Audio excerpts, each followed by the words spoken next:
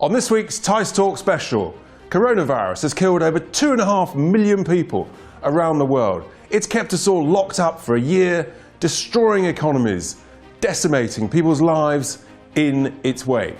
Well, we speak to a prominent doctor who says the massive death toll could have been significantly reduced if governments around the world had allowed a simple, cheap, licensed drug to be used. It's called Ivermectin. Now, what's the truth behind this claim, and is anyone to blame? This is TICE Talk.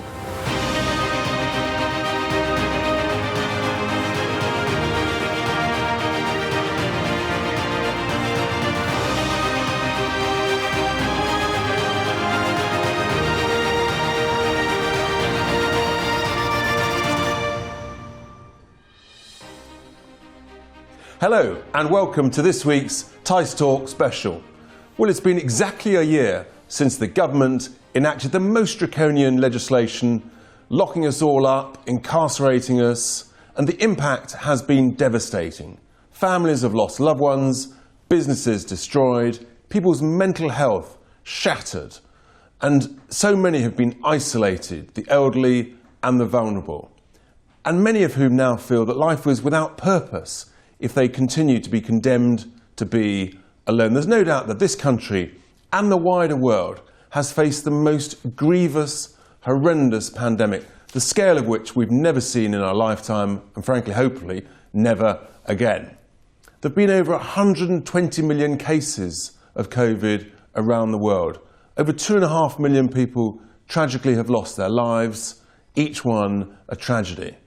And in its wake, it's literally overwhelmed health systems across so many countries. It's pushed doctors and nurses to breaking point. And it's completely rewritten the normal rules of life as we knew it. Well, we're fortunate here in the UK, of course. The vaccine rollout has been such a success. But many parts of the world have been left a long, long way behind.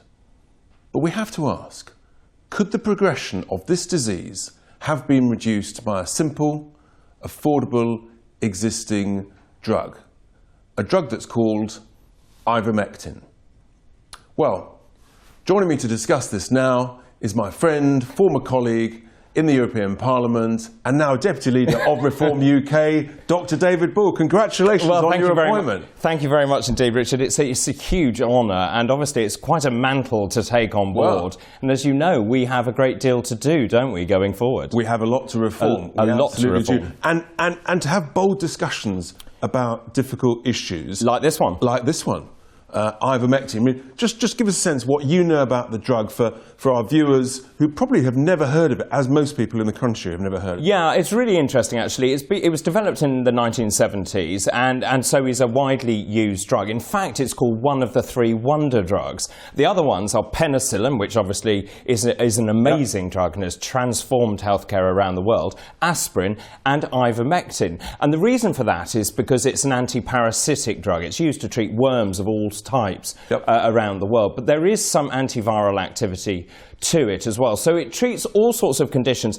And just to put this into perspective, about 200 million people are on this at any one time, and the prescription rates are extraordinary. Something like 1 million people are prescribed it every single day. And I'll go one step further to say the WHO have said it's one of the most essential medicines on the planet. So it's being widely used, widely accepted, safely used for certain other illnesses that need treating. So then the question is, have people been starting to use it in the desperate, understandable search for to deal with COVID? And who's been using it and what trials have or haven't been done? Well, it's very interesting actually. I hadn't really started to look at this until really recently, but there are some trials that have been done. They're all very small scale trials. But just looking back, it really started last year, and as you can imagine why, people are starting to look at repurposing drugs and working out whether they could be used for COVID. Now, the most crucial thing was the first test showed that it actually works against COVID in a test tube. But that doesn't mean that it works in people. In real life. you know, the dosing is different, the body's metabolism is different as well. And that has really split the scientific community. Then lots of other trials have happened, and a number of things that have happened that I think are interesting. There was a study last year, a small study, mind you, but it shows, and I quote, that the use of ivermectin lowered the viral loads in these patients and they recovered quickly. Now, I have to stress, that does not mean we are saying that ivermectin does work. We are just saying it's interesting, but there are no large-scale, randomised, controlled clinical trials that I can see. That's the key issue, isn't it? Because despite the lack of major trials in developed nations, some developing nations are already basically taking things into their own hands. So in May of last year, since May of last year, certain Latin American countries like Peru, Bolivia, Brazil, Colombia, they've started using it. And it's been widely used also in Indian states like Uttar Pradesh, where it was introduced by the government there of that state in August. It's being used in Bangladesh. And interestingly, in India, in a national webinar last summer, the president of the Indian College of Allergy, Asthma and Applied Immunology, he even publicly said, he came out and said, he asked, why aren't there any major controlled trials going on for a cheap drug which costs literally tens of p per dose? 40, 50, 60p. It does seem extraordinary. It does seem extraordinary. Well, you mentioned there that countries are taking things into their own hands. Let's have a look at Peru. Let's start with that one, because this is a really interesting one. Just look at the blue here, which is really, really important, because it was approved by the Ministry of Health on the 8th of May, and you can see that the cases there had risen exponentially. So that at day naught you can see naught along the bottom there. That's when they started ivermectin. And as you can see, the cases absolutely fell. Ignore the red area, because that was one area of Peru that they didn't instigate ivermectin till much later on. And then we can move on to show you something else. If we now move to the next graphic, what this shows, which is so interesting, you can see the rise of COVID cases there, rising really high up. And then the president said, right, we're going to use ivermectin. Now, then you can see a drop in the fatalities from COVID. Now, we're not saying that is due to this drug. I'm just saying it's odd that they happened at the same time. What we're trying to do is to analyse the number of times where there seem extraordinary coincidences between a drug starting to be used and fatalities coming down. And you see there that line plummeting between August and December. But then what happened in December? Well, in December, a new president arrived and he said, no, you can't use ivermectin. And look what happens. So now the deaths from COVID have gone back up. Now, I'm not saying it's because they stopped using ivermectin. I'm just showing you coincidence. It does seem an extraordinary coincidence. So the data there between early December, when the new president came in December they stopped using it, basically stopped it being approved, until early February, deaths in Peru have increased by about tenfold. So let's now look at another graphic, because it's not just in Peru. Let's now have a look at Mexico. So here's Mexico with all the deaths per 100,000. You can see obviously the different colours. The darker it is, the worse it is. Now what's really interesting is one state started using ivermectin. Now remember, they're also using lots of other drugs as well, so there are confounding variables. Okay, but the only state there is at the bottom right. And then, or given what they were doing, and I am trying to tread very carefully here, they saw a massive reduction in the number of deaths. And this is the thing, there's more and more data coming out, and there are other countries, and you're just thinking, this is really interesting, and we need to know more about it. And what really concerns us is there's no discussion here in the UK. There's no real discussion in the US, and you just think, why? What, are they just so busy? Is it a cock-up that they just haven't addressed it here in SAGE, in the research, the likes of Imperial College, Oxford? What's going on? There's no discussion about it, and that's what troubles me. Yeah, absolutely right. I think the thing is we need to know, does it work or do we discount that? Yep. Should there be clinical trials? And if there should be, why aren't they being done? I think that they're fair questions to ask. Well, with us to discuss all of this is David Rose, investigative journalist from the Daily Mail, who's been looking at ivermectin. David, welcome. Thanks very much for being on the show. You've been looking at ivermectin and you wrote about it in late February. And there was an article, I could only find one other article in the UK press, in the Times, about Andrew Hill. I haven't found anything on broadcast about ivermectin. I'm just astounded that there's so little about potentially such an important issue. Just what your thoughts are on that. Well, I agree. It's surprising. There has been very little about the drug in the British press. As you say, one piece in the Times and my own.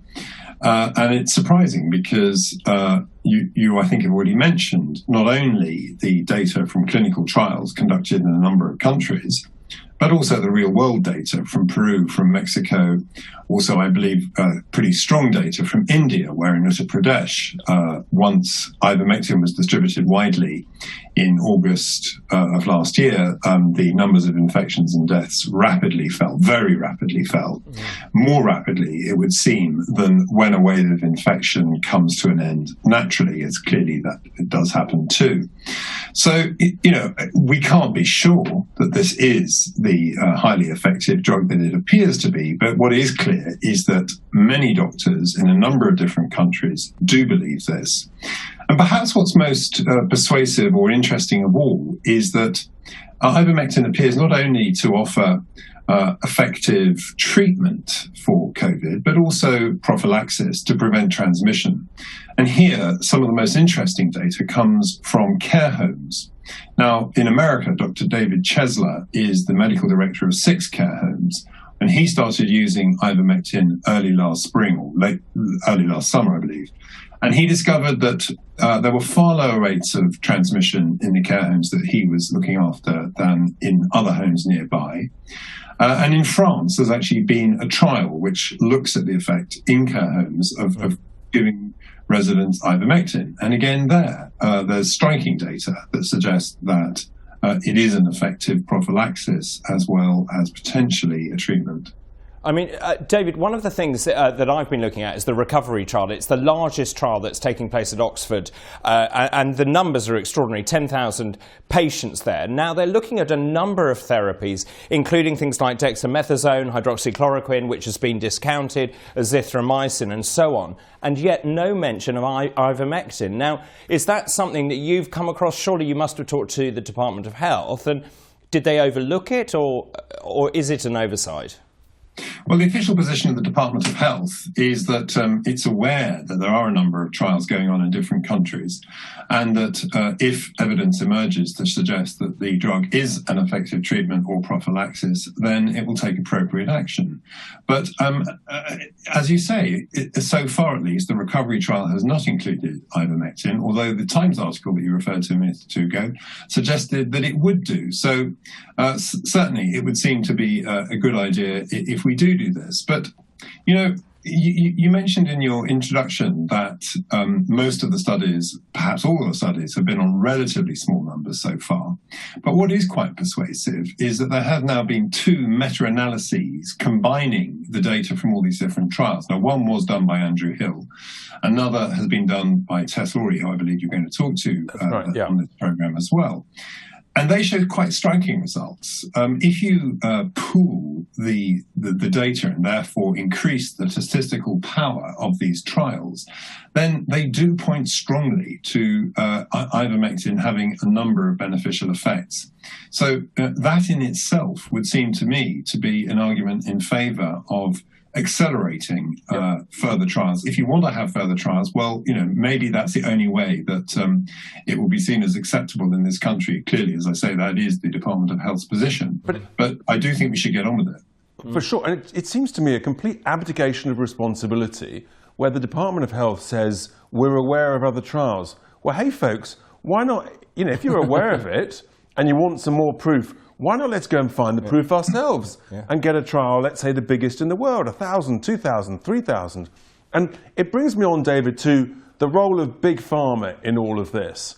I've been looking at this, and, vaccines and drugs are wonderful for all of us. But obviously, Ivermectin was originally founded by the massive US drug firm Merck. They're 3 or 4 times bigger than AstraZeneca and GlaxoSmithKline. They founded this, but they came out with a statement on the 4th of February of this year, which I thought was quite extraordinary. They said that they had also, like the Department of Health, looked at clinical trials, but they found no evidence of any effectiveness or efficacy of ivermectin for COVID, which I thought was a bit interesting. But if I was the chief exec of a company that had founded this drug, that's been so successful, that gave them basically a Nobel Peace Prize, I would have said, well, I want to do our own trial. But they don't seem to be doing that. They're just watching other trials. Does that strike you as being a bit odd too? Well, I think it's important to remember that Merck has its own new treatment drug at an advanced stage of development and investment for COVID. And indeed, it signed a deal worth well over $350 million with the United States government to use that drug. Now, clearly, there's a lot more money to be made from an experimental new treatment, such as their new drug, than there is from ivermectin, which is now a generic drug, which costs, in many countries, only a few pence per tablet. So clearly there is an economic incentive against supporting the use of ivermectin from Merck's point of view, and getting patted on the back for having devised the drug 30 or 40 years ago that is now shown to be effective against COVID is not something that's going to impress their shareholders. Now, I do think it's very important to resist conspiratorial thinking in discussing this. There are people who say, well, if we had ivermectin, we wouldn't need vaccines. I absolutely do not subscribe to this. I'm totally in favour of vaccines. I'm very pleased I had my own first Oxford AstraZeneca dose last week. And it's clear that vaccines are an extraordinarily powerful tool in the war against COVID. But having said that, not everyone is going to take a vaccine for better or worse reasons. And it may be that new variants will emerge that will, at least for a period until new tweaks to the vaccines can be brought in, will cause problems. In that context, if it's right that ivermectin does have a prophylactic effect, clearly it's going to be an enormously valuable weapon. Already people are talking about possible lockdowns next winter, an outcome, a prospect which I regard with absolute horror and dismay. We really have to get our lives back to normal. If ivermectin turns out to be a way to help everyone get their lives back to normal, not only in advanced countries such as the UK, but in the developing world, then it really does seem to me we've got to get on with getting the full data that we need to make that happen, and then just giving it to people. Exactly. And as you say, of course, actually the truth is that we want a range of tools to deal with this. Rather than just relying, as you say, on vaccines or indeed just relying on one particular drug. We need a range of things. You'll have different variants. It'll be available at different rates around the world. And out of interest, David, the readership of the Mail, do you get the sense that they're worried about the motives of Big Pharma? Is that something that comes up in comments and things? I can't speak for readers. I mean, clearly there are people who read the paper who will be, and there are people who won't. But I don't want to knock Big Pharma. Big Pharma has brought us in astonishingly rapid time vaccines that work against COVID. And this is a colossal achievement. And indeed, Big Pharma, is always investing billions of pounds around the world in research and development. And sometimes it makes money from that, and sometimes it just doesn't get there. Sometimes treatments that look promising turn out not to be effective. So I have no problem with Big Pharma. I think the world owes a debt to Big Pharma. Equally, sometimes Big Pharma, isn't going to be able to profit from a situation. And if that is the case, as may well be so with ivermectin, then I'm sorry, Big Pharma, you're going to have to take a back seat on this one. Well, I think this story is going to run and run. David, we're so grateful to you for the work you're doing, looking into it.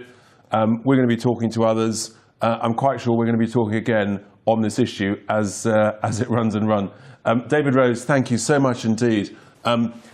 Fascinating, absolutely fascinating.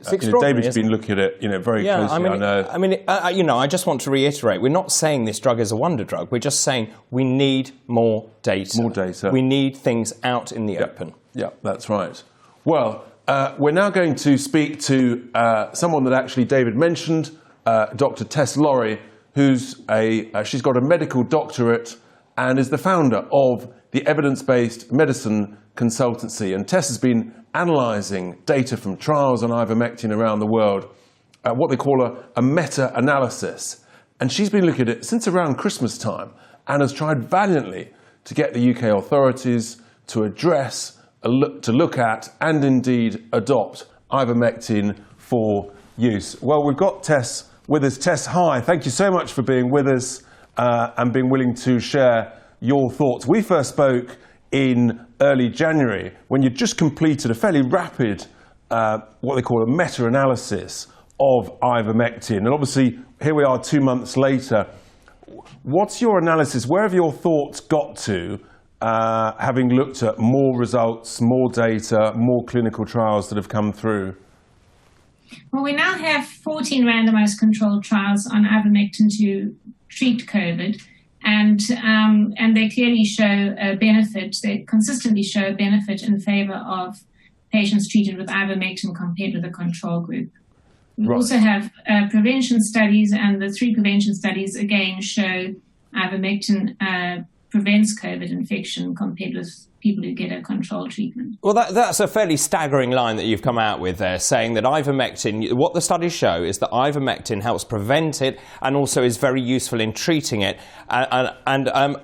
Just in terms of that, how come I don't know that? Why doesn't the wider public know that? Why doesn't government know that? Or does it?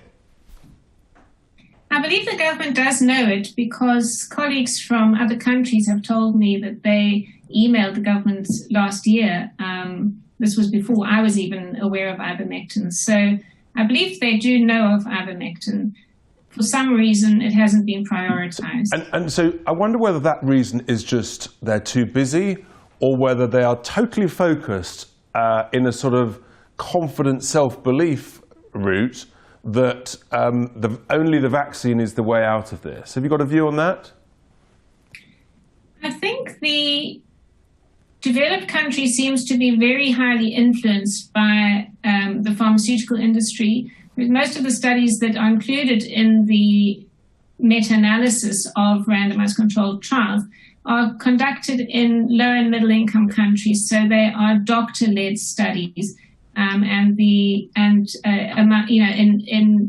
In contexts where ivermectin is used routinely for parasitic diseases and so on. So they're very familiar with ivermectin. It's interesting because following up from that, so we've got the Czech Republic, we've got Slovakia, we've got Macedonia and Bulgaria. Countries, smaller European countries, have also just very recently, as I understand, correct me if I'm wrong, recently approved and started to use it, and they've all had their challenges with ivermectin. Is that right? And is that, in a sense, smaller countries saying we're desperate, we'll try anything, or what? Yes, I think the smaller countries possibly are also, last in line for the vaccine, or maybe they can't afford it, and so and in fact they are. I'm not talking about the European countries necessarily, but certainly, the Southern Hemisphere where there are tropical diseases, they are used to using ivermectin, and so they gave it a go and they found it works. It's not just randomized controlled trial evidence that's showing ivermectin works. There's evidence from country case studies, countries that have started using it in May last year and found that their deaths from COVID are much lower than in the Western world. Yeah, we looked earlier at Peru, and we also looked at Mexico as well in terms of the use of ivermectin and what it, or at least we looked then at the death rate. We can't attribute and say one led to the other. But the graphs were, I think, fairly stunning. The Oxford Recovery trial I was talking about earlier as well is looking at a number of therapies that might be useful. Why hasn't the world's biggest trial actually included ivermectin? I don't know, but I think we're really past the point of including ivermectin in a trial like that, because I can't see how you can randomize people when you've got to give them the information. And the latest information, the most up-to-date information from our meta-analysis shows that if you get ivermectin and you're in hospital, you maybe got a 2 out of 100 chance of dying. But if you don't get ivermectin, your chance might be 8%. So, pretty significant differences. So you've got your own view and your own judgment based on your analysis is that you're way beyond that, and now actually the discussion and the debate and the scientific analysis that may need to be carried out is what size of dose, what quantity of dose, rather than whether to have it or not have it. Is that right? Yes, I think there's no reason why dose-finding studies should prevent the rollout, because there are a number of countries already using ivermectin. And the expert protocols, many expert protocols from the States, from Peru, and India as well, various places, and so it's really a question of, does one give it for 3 days, does one give it for 5 days, does one give it on day 1 and day 3? Yep. So so there are different doses that could be evaluated, but that wouldn't impede rolling it out immediately, because it's an amazing medicine, and that it has a very broad therapeutic range. It seems to work at various doses, and it's very, very safe because it's been around for 40 years, and the data show that it's very safe. So, I mean, you're completely convinced, and so I guess I've got to ask the crunch final question, Tess, which is, had our government, had our health department adopted ivermectin, let's say at the beginning of the year, when I know that you sent your analysis to the health department, to the Prime Minister, had we adopted it then, are you saying actually that hundreds, potentially thousands of UK citizens would still be alive today? Yes. Wow.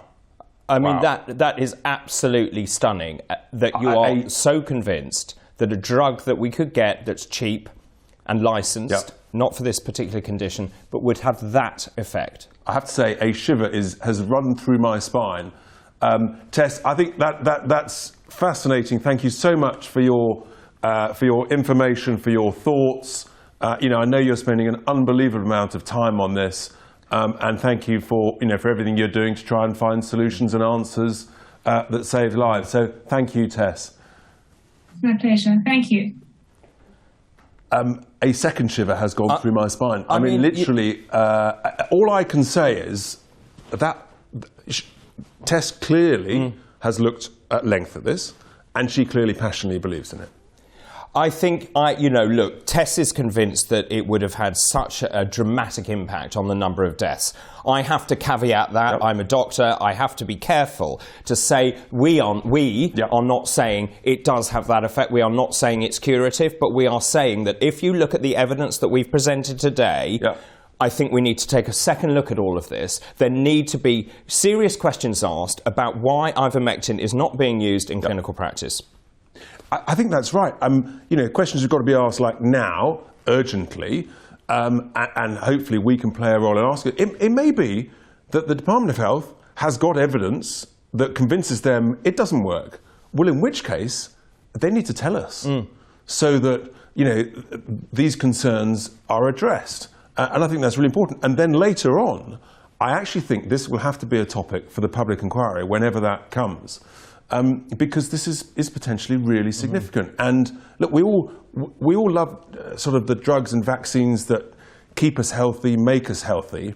But, there are concerns about Big Pharma and motivations and incentives. Well, and Tess made a very good point, actually. We often think about developed countries, but there are lots of developing countries that don't have the money, that don't have access to vaccines, and they need cheap drugs. Yep, absolutely. Well, it's been a fascinating discussion, 2 great interviews. David, thank you so much for that. I suspect this story is going to run and run. This has been a TICE Talk special, potentially of real significance. What is the benefits or otherwise of ivermectin? Does it or doesn't it work and be effective for treating COVID? So we'll leave those thoughts with you. please do join us next week for plenty more politics, alternative views, honest opinions, and goodness, only 3 more months until we are finally let out of lockdown, or I'll believe it when I see it maybe. Anyway, thank you and goodbye.